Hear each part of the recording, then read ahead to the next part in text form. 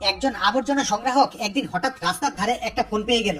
সে ফোনটা খুলতেই দেখলো ভেতরে একটা অদ্ভুত সফটওয়্যার রয়েছে, নাম ওয়েলথ ইন্টেলিজেন্স। কৌতূহল বশত সে ট্যাপ করলো। স্ক্রিনে লেখা উঠলো, আজ সকালে তোমার গার্লফ্রেন্ডকে ধোকা দিতে যাওয়া এক লোক $5,000 বিয়ের আংটি এখানে ফেলে দেবে। পরক্ষণে একটা রাগী লোক দোকানের ভেতর ঢুকে লাল গিফটের বাক্স ওখানে আছড়ে ফেললো। ছেলেটা বাক্সটা তুলে খুললো, ভিতরে সত্যি সেই আংটি। তখনই সে বুঝতে পারলো এই সফটওয়্যার ভবিষ্যৎ বলতে পারে।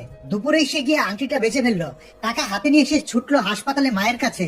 ডাক্তার বললেন চিকিৎসার জন্য এখানে $2,000 লাগবে। মা কাঁদতে কাঁদতে বললেন থাক, আর চিকিৎসা করাবো না।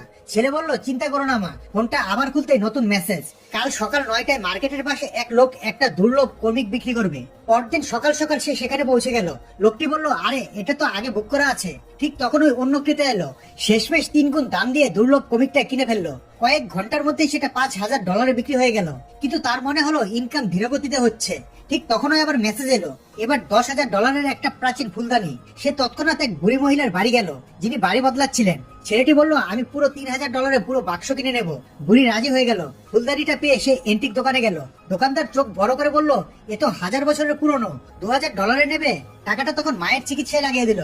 তারপর আবার মেসেজ এলো, শহরের পশ্চিম দিকে একটা ভাঙা বাড়িতে 25টা রূপোর মুদ্রা লুকোনো আছে, যার মূল্য অনেক। সে পৌঁছাতেই দেখলো একটা দল ইতিমধ্যেই ঘোরাঘুরি করছে। তারা লাইন টেনে বললো এই দিকটাই আসবে না। কিন্তু কয়েক মিনিটের মধ্যেই সে আগে মুদ্রাগুলো খুঁজে বের করলো। পালাতে যেতেই দলটা তাকে ধরলো।